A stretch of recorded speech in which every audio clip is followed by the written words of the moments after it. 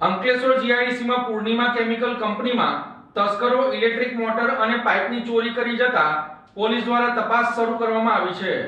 અંકલેશ્વર જીઆઈડીસીમાં આવેલી પૂર્ણિમા chemical company બંધ હાલતમાં છે। તસ્કરોએ કંપનીની દિવાલ કૂદી કંપનીમાં પ્રવેશ કર્યો હતો અને સ્ટોર રૂમમાંથી લોક તોડી તેમાંથી 4 નંગ ઇલેક્ટ્રિક મોટર અને એસએસના ટુકડાની ચોરી કરી ફરાર થઈ ગયા હતા।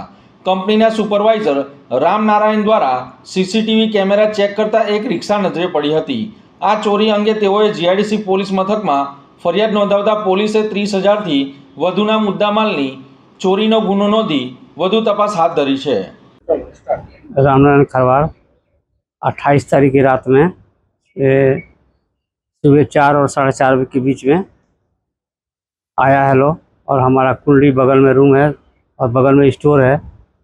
हमारा रूम बंद कर दिया और बगल से ले गया लोग और सामान मोटर 4 था, पाइप बाहर में 3 था, ले गया लोग। और उसके बाद हमने जब सुबह उठा तो रूम खोलने तो हमारा कुंडी बंद है।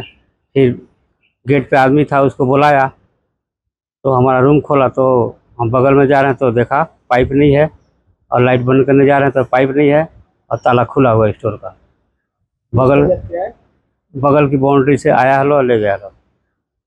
पुलिस फरियाद करवाए? हाँ, पुलिस को कंप्लेंट किया है। पुलिस तो आई थी, कल भी आई थी, परसों भी आई थी।